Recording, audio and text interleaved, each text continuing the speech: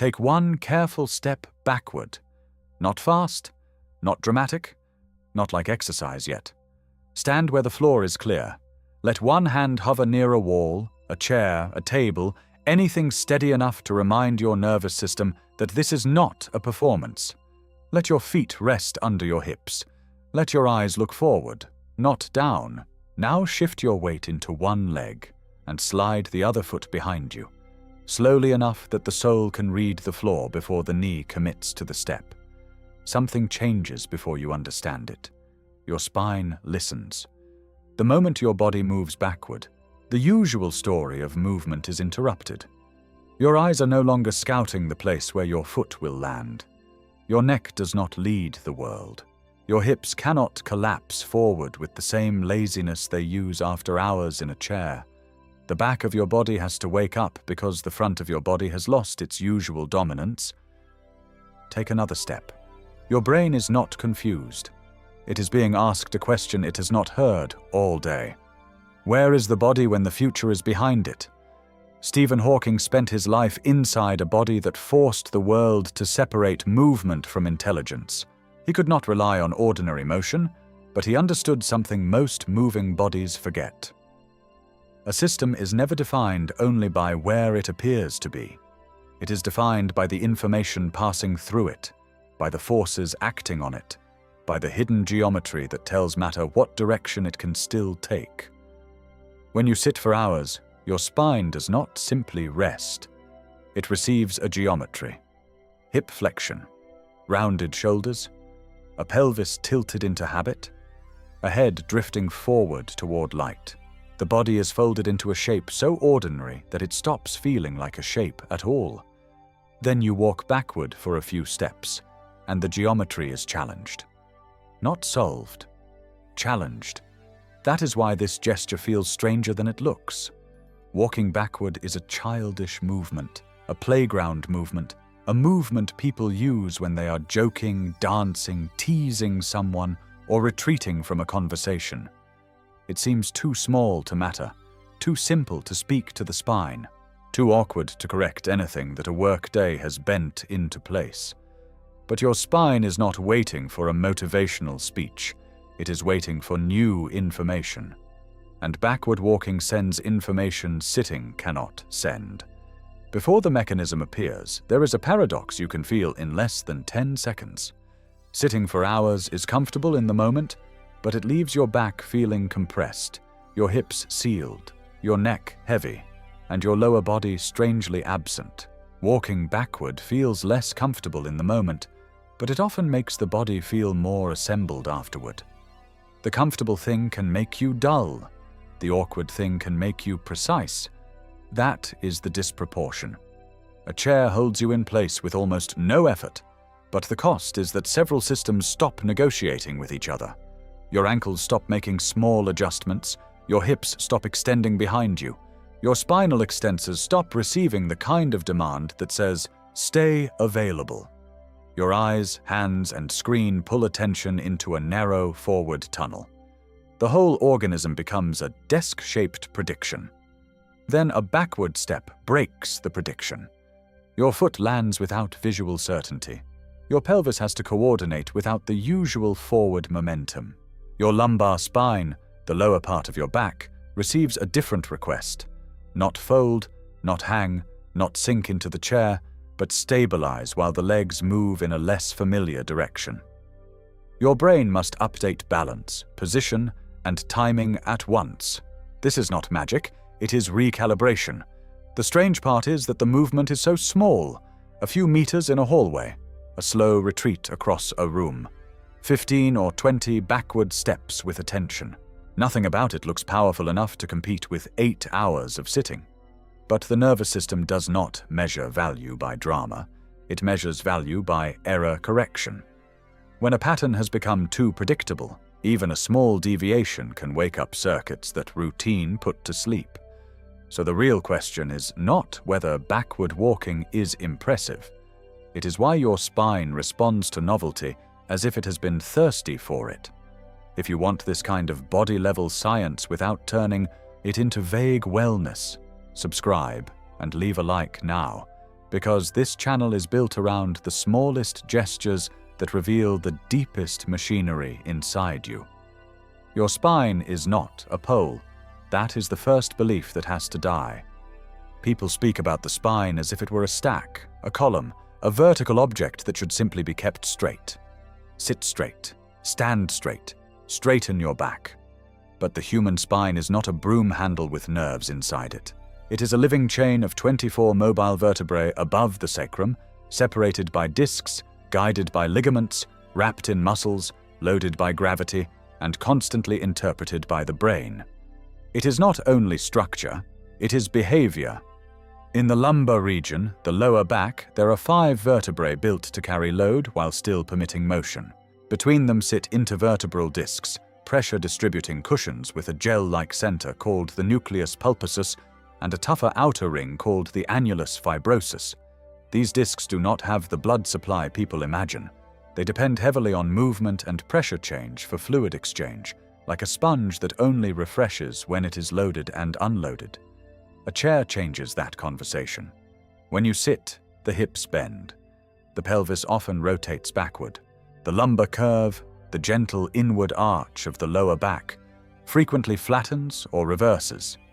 The thoracic spine, the upper and middle back, rounds. The head moves forward. The rib cage loses some of its ability to expand behind you. None of this is automatically catastrophic. The body is allowed to bend. The problem is not the shape. The problem is the duration. A flexed spine for a moment is motion. A flexed spine for hours is climate. Stuart McGill, a spine biomechanics researcher at the University of Waterloo, has spent decades measuring how posture, load, muscle activation, and repeated movement affect spinal tissues. In work with Jack Callahan in 2001, sitting was described not as an unloaded holiday for the back, but as a condition that changes lumbar flexion, muscle activity, and tissue stress. The phrase that matters is simple: sitting is not nothing. It feels like nothing because the chair does some of the work. But tissues still receive forces. Your spine has small, stabilizing muscles close to the vertebrae, including the multifidus, which act less like big movers and more like local controllers. They provide segmental stiffness, a form of protective precision, so one vertebra does not drift through movement like a loose link in a chain. Larger muscles, including the erector spinae, support extension and help the trunk resist collapse. The abdominal wall, diaphragm, pelvic floor, and fascia all contribute to pressure and stiffness inside the torso. This is not a pillar. It is a tensegrity system, an engineering structure where compression elements and tension elements hold each other in dynamic balance. A tent is a better image than a pole. If one rope stays slack all day and another stays pulled all day, the tent may still stand. But it no longer responds cleanly to wind. Hours of sitting do something similar. They do not simply weaken one muscle and tighten another in a cartoonish way. They bias the whole control system. The front of the hips stays shortened. The glutes are under-demanded. The spinal extensors are either held in low-level endurance or deprived of meaningful variation. The neck and eyes dominate orientation. The pelvis becomes a platform for the screen rather than a bridge between legs and spine. Here is a number the body can feel. The average adult who works at a desk may sit for 6, 8, 10, sometimes more than 12 hours across a day when work, driving, meals, and evening screens are added together. The spine is not offended by any single hour. It is shaped by the total dose. The common belief is that back discomfort after sitting comes from a weak back. The science is more interesting. Often the issue is not that the back is weak in some general moral sense. It is that the spine has been asked to hold one narrow category of position for too long, while the systems that normally vary load, orientation, and extension have gone quiet. The body is not broken. It has become over-adapted to a limited environment. Backward walking matters because it changes the environment without requiring equipment. In forward walking, your visual system leads. You see the ground ahead. Your body falls forward slightly and catches itself rhythmically. The hip moves through flexion and extension. The ankle rolls from heel to toe. The pattern is ancient, efficient, and highly automated. In backward walking, the script flips. The toes often contact first, then the foot rolls differently. The knee and hip coordinate in a reversed sequence. The body cannot depend on the same visual preview. The center of mass, the point around which your body balances, must be managed with more attention. The spinal muscles have to help organize the trunk while the legs perform a less familiar pattern. This is why backward walking is used in rehabilitation research, neurological training, and gait studies. It forces the body out of autopilot. And autopilot is exactly what sitting deepens. A chair is not just furniture. It is an instruction. It tells the hips to stay bent. It tells the ankles their small adjustments are unnecessary.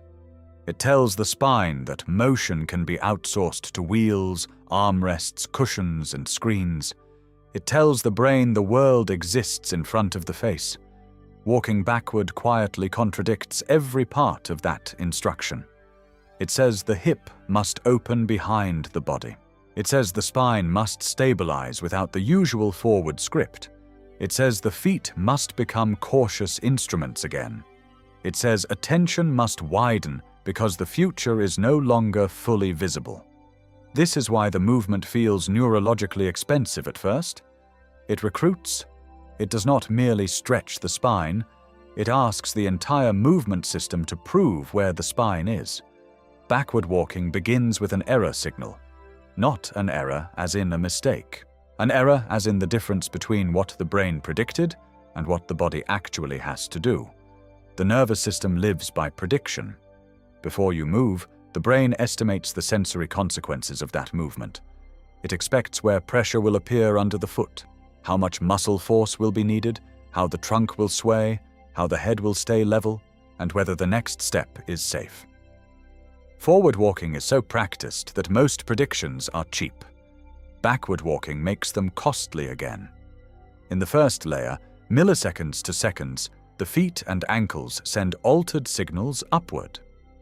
Proprioceptors, sensory receptors in muscles, tendons, and joints, report position and tension.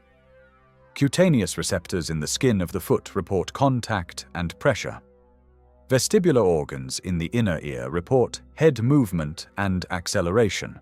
Your eyes report a peculiar fact. The body is moving, but the ground you are stepping toward is not being visually inspected in the usual way. The brain has to reconcile this.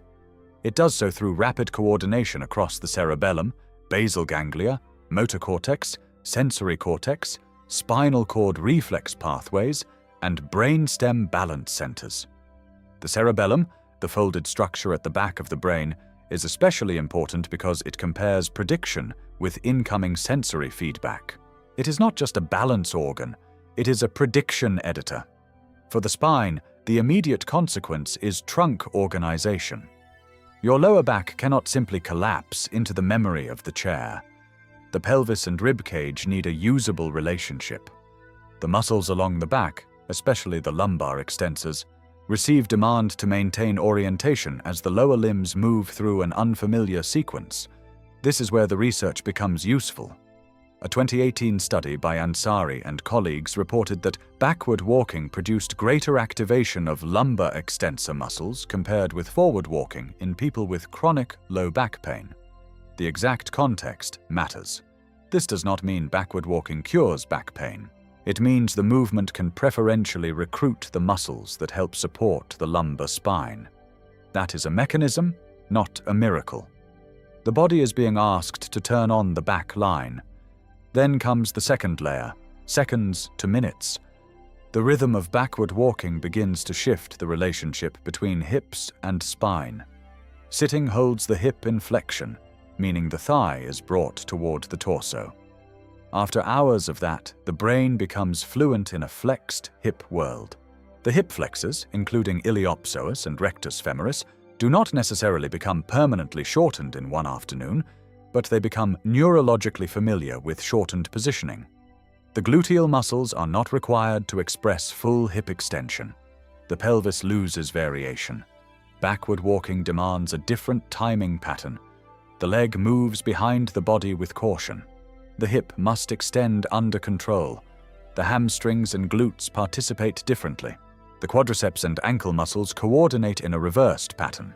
Because the body cannot simply throw itself forward, the trunk often becomes more deliberate. Deliberate does not mean stiff, it means monitored. This is where backward walking differs from just telling yourself to sit up straight. Postural correction by willpower usually fails because it tries to impose a shape from the top down.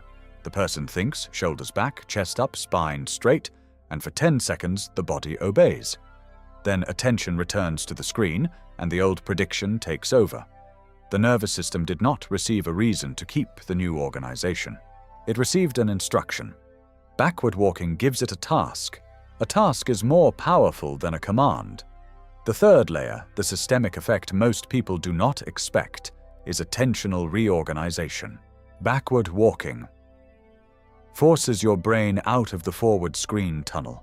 Screens compress attention into a narrow zone. Eyes forward, hands forward, thoughts forward, time forward, stress forward. The body becomes a head with a chair attached. When you move backward, attention spreads. You listen for space. You sense floor texture. You track balance. You become aware of the wall behind you, the length of the hallway, the location of furniture, the quiet instability of being a body in a room. The spine benefits because spinal control is not purely local. It depends on whole body orientation. This is the hidden insult of sitting. It is not only mechanical, it is sensory poverty. The body receives too little meaningful movement variation, too little vestibular challenge, too little hip extension, too little foot pressure change, too little demand for posterior chain timing. You still have sensations, but many of them are repetitive. Chair pressure, wrist tension, neck strain, eye fatigue, shallow breathing. The nervous system is flooded and starved at the same time, flooded with inputs, starved of useful contrast. Backward walking restores contrast. In 2025, researchers at the Hong Kong Polytechnic University published work in PLOS 1 examining real-time and immediate effects of backward walking in people with low back pain related to lumbar flexion patterns. Their objective was based on the idea that backward walking may promote preferential recruitment of lumbar extensors to optimize a flexed spinal posture subgroup. This is important because it names the exact shape modern life often creates, a spine that spends too much time biased toward flexion. Again, this does not mean everyone with back pain should start walking backward without judgment. Pain has causes. Some need medical assessment. Nerve symptoms, trauma, progressive weakness, fever, unexplained weight loss, or severe pain require professional care. But as a mechanism, the finding is elegant. The movement that seems like a joke may recruit what sitting under recruits. Your spine notices because the spine is not separate from the brain. Every vertebral position, every muscle tone adjustment, every pelvic tilt is represented through loops of sensation and control. When those loops are impoverished, posture becomes less a choice and more a default. When those loops are refreshed, posture becomes more available. That word matters. Available, not perfect, not corrected forever. Available. Stephen Hawking's work changed how physics understood boundaries. In classical imagination, a black hole was a final prison, a place from which nothing escaped. Hawking showed that when quantum theory entered the edge of that boundary, the story changed. The boundary was not silent. It had temperature. It could radiate. It could lose energy. The lesson is not that your spine is a black hole. The lesson is that boundaries are active. The boundary between sitting and standing is active. The boundary between hip and spine is active. The boundary between prediction and sensation is active. The boundary between forward habit and backward novelty is active. What looks fixed from far away may be exchanging information at the edge. Your seated posture can feel like a closed system. Backward walking opens the edge. Before you keep going, subscribe. and leave a like if you want more scripts where simple movements are treated like serious biology. Not recycled fitness advice. The damage of sitting is rarely dramatic enough to scare you while it is happening. That is why it works. No alarm rings when your pelvis slowly rolls backward for the 100th time. No warning light flashes when your diaphragm, the main breathing muscle under your ribs, loses some of its downward freedom because your abdomen is compressed against your thighs. No notification appears when your hip flexors spend another hour in a shortened range. No sentence appears on the screen saying, "Your lumbar extensors have not received varied demand since morning." The body adapts quietly. But the movement mechanism rewrites the sentence. The common belief is that sitting makes your spine tired because your back is too weak.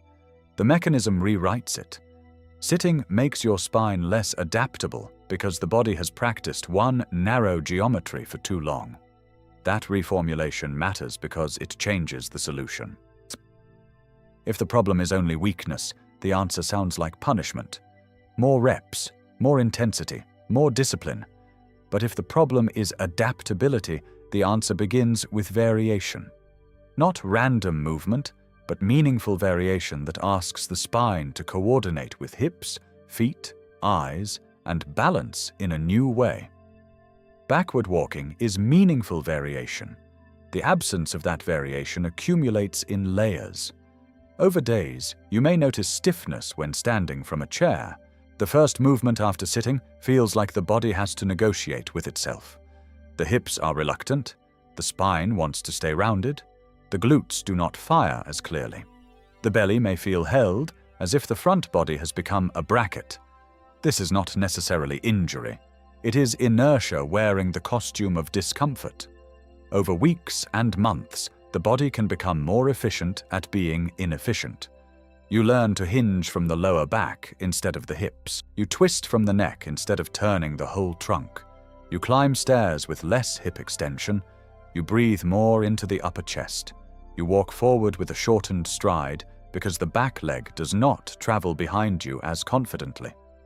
The world shrinks, not because the room is smaller, but because your movement options are fewer. The spine is affected by the options available around it. A lumbar vertebra cannot choose better mechanics if the hip never opens, the ankle never senses, the thoracic spine never rotates, and the brain never receives fresh evidence that the body can move another way. The spine becomes the place where missing options become symptoms. This is why hours of sitting can show up as back discomfort even when the back is not the original villain. The chair asks the front of the body to dominate. The eyes and hands reach forward. The hip flexes, the shoulders round. The pelvis often tucks. The hamstrings remain passively shortened or slack depending on posture. The calves barely pump. Circulation slows relative to walking. The spinal tissues experience sustained loading patterns. The nervous system associates stillness with work and movement with interruption. Backward walking reverses several of those tendencies at once. It does not erase the day. It interrupts the pattern. That interruption has psychological weight, too. After hours of sitting, you may feel mentally stale because the brain has been solving problems through symbols while the body has been almost absent from the solution. Backward walking demands embodiment.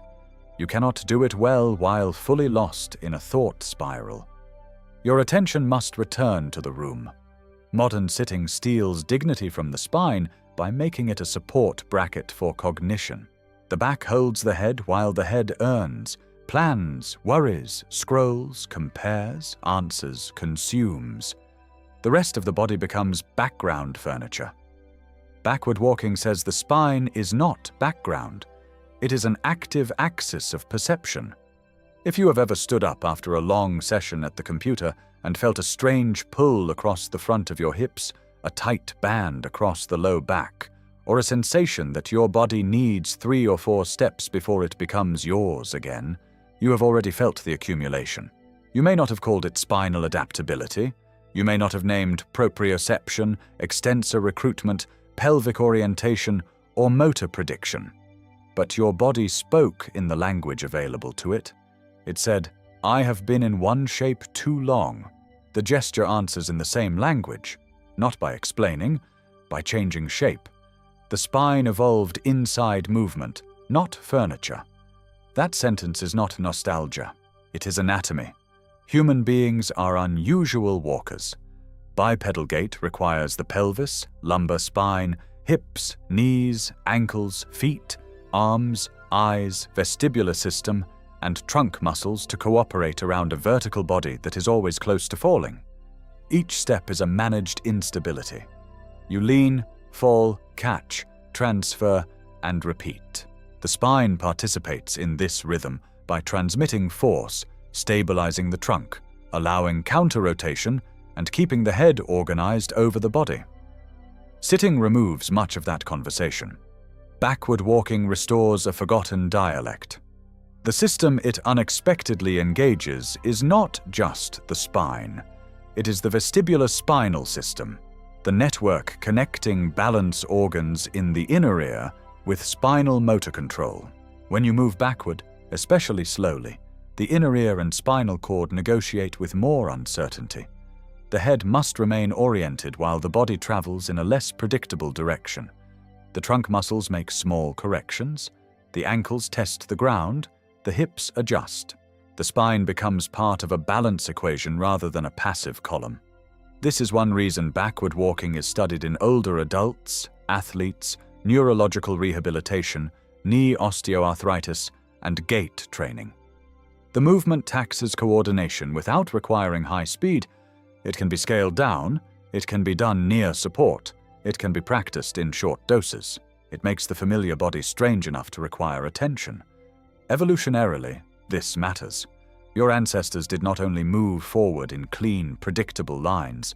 They backed away from fire, animals, cliffs, water, tools, other people, and uncertain ground. They turned, crouched, carried, climbed, squatted, rose, stepped around obstacles, rotated through the spine and hips, and adjusted to terrain. The movement diet was rich, not because it was designed for fitness, but because survival required variability. The modern movement diet is poor. A chair, a car seat, a couch, a phone, a laptop, and a bed can compress a day into a few repetitive joint angles. The body still has ancient senses, but the environment no longer feeds them well. The result is not immediate collapse. The result is a mismatch between what the body was built to regulate and what the day repeatedly asks it to do. Backward walking is not a health hack. It is a small restoration of mismatch. It reminds the spine that legs can move under it in more than one direction. It reminds the pelvis that extension exists. It reminds the feet that the floor is not only something to cross unconsciously. It reminds the brain that movement can require listening. That is the evolutionary intelligence inside the gesture. It is not trying to optimize output. It is restoring negotiation. Your spine does not need a heroic workout after every workday. Often it needs a short, strange demand that makes multiple systems speak again. The hands may want to reach out. Let them, at first. Touch a wall. Hold a railing. Use a hallway. Safety is not the enemy of mechanism. Safety is what lets the nervous system explore without bracing. If the body feels threatened, it stiffens. If the body feels supported, it can learn. This is crucial. Backward walking done recklessly becomes another stressor. Backward walking done deliberately becomes a sensory event. The difference is not the direction. It is the quality of attention and the scale of difficulty. You are not trying to prove balance. You are trying to feed the system. Leave a comment with the exact place where you would practice this for 60 seconds, hallway, yard, garage, gym, or beside a wall, because the environment you choose changes how safe the nervous system feels while it learns. Here is the protocol. Choose a flat, clear path. A hallway is ideal because the walls give your nervous system lateral confidence. A quiet room works if the floor is free of objects. A treadmill can work only if you are experienced, very slow, and able to hold the rails safely.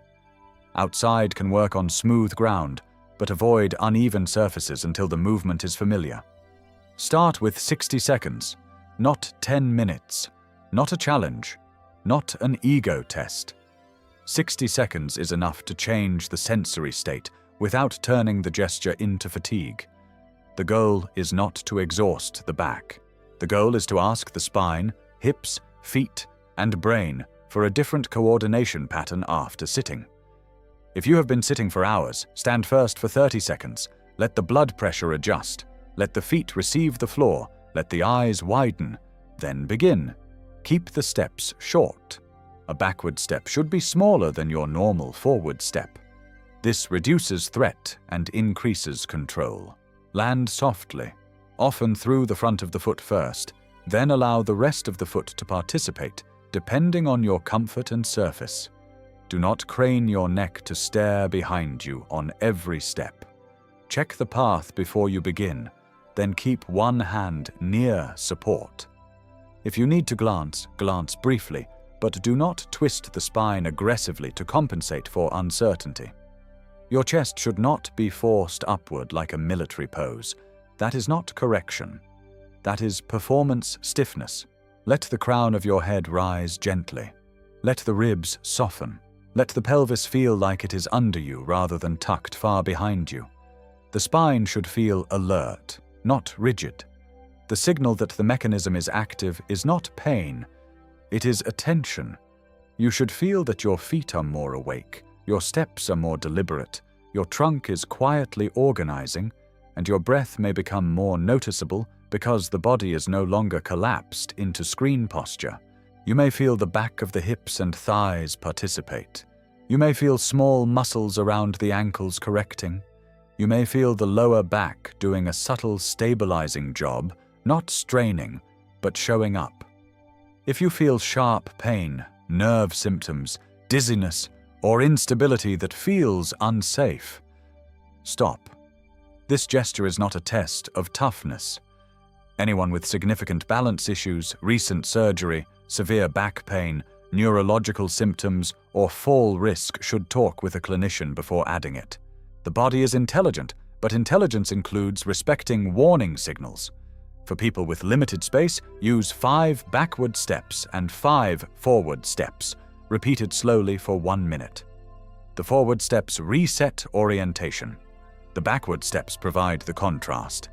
For people with limited balance, stand beside a counter and take micro steps backward without lifting the feet much. Sliding is acceptable at first if it reduces fear, but eventually the foot should lift slightly, so the nervous system has to manage true stepping.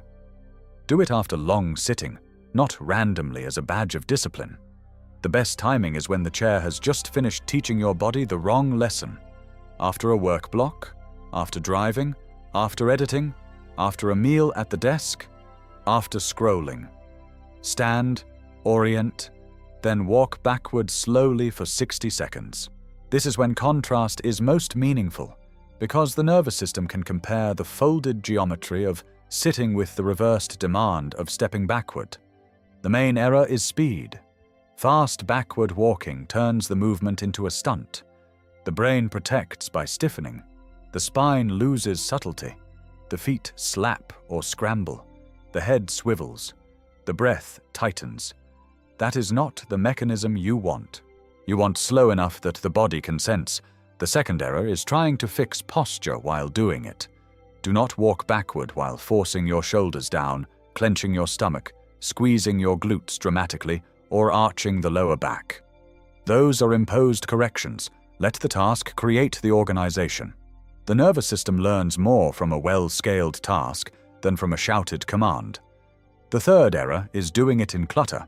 If your brain is worried about tripping, the movement becomes threat management rather than recalibration. Clear the path. Use support. Respect the fact that novelty and safety must coexist. The fourth error is expecting immediate transformation. After 60 seconds, your spine may feel more awake, but the deeper value is repetition across days. Not because the gesture has magical accumulation, but because the nervous system learns through repeated exposure to useful variation. A daily minute of backward walking after sitting is a daily reminder that the spine has more than one mode. Think of it as a reset signal, not a repair guarantee. This is where the mechanism returns to the research. If backward walking can increase lumbar extensor activation compared with forward walking in certain low back pain populations, and if prolonged sitting biases the spine toward flexion and low variation, then a brief backward walking practice after sitting is logically aimed at the missing demand. It does not replace strength training, mobility work, medical care, or a well-designed workstation. It gives the body one clean counter-signal. A counter-signal is powerful when the day is repetitive. Hawking understood that direction is not always what common sense says it is. Time, gravity, radiation, horizons, entropy, energy. In his world, the obvious picture often failed at the boundary. The body is humbler than cosmology, but it has the same lesson written everywhere. What seems still is not still. What seems supported may be loaded. What seems backward may be corrective. What seems small may alter the equation because the system was waiting for a different input. Walk backward slowly. Let the gesture stay modest. Let the body notice what the chair made invisible. There is a quiet arrogance in believing the body should survive a modern day without protest. You fold it into a chair and ask it for intelligence. You narrow its vision to a rectangle and ask it for imagination. You hold its hips at 90 degrees and ask it for freedom. You reduce its walking to short forward errands and ask it for resilience. You treat discomfort as betrayal, when often it is testimony. The spine remembers environments the mind has forgotten. It remembers distance. It remembers uneven ground. It remembers turning around. It remembers carrying weight close to the ribs. It remembers standing under weather. It remembers stepping away from danger without taking the eyes off what mattered. It remembers that the back of the body was never meant to be a neglected continent. Walking backward is not impressive. That is its strength. It does not flatter the ego with intensity. It does not give the mirror a heroic scene. It is awkward, quiet, slightly humbling. It makes an adult body feel, for a moment, less certain. And inside that uncertainty, the nervous system becomes available to learning. A chair gives certainty. The floor gives feedback. The screen gives direction. The backward step gives dimension. Maybe that is the deeper correction. Not that 1 minute reverses every hour. Not that a strange walk can undo a life of sitting. But that the body does not need perfection before it can begin returning to itself. It needs a breach in the pattern. It needs one moment when the future is not only in front of the face, it needs one small reversal of the assumption that progress always means forward. Hawking looked at the universe and found that the edge of darkness was not empty. It was active with hidden exchange. Your body has edges like that too. The edge where sitting becomes stiffness. The edge where support becomes dependency. The edge where comfort becomes dullness.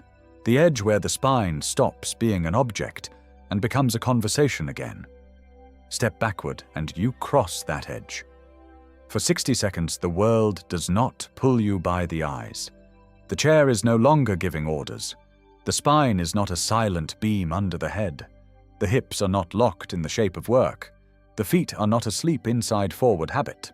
The nervous system is listening in a wider room, and when you return to standing, nothing may look different. That is fine.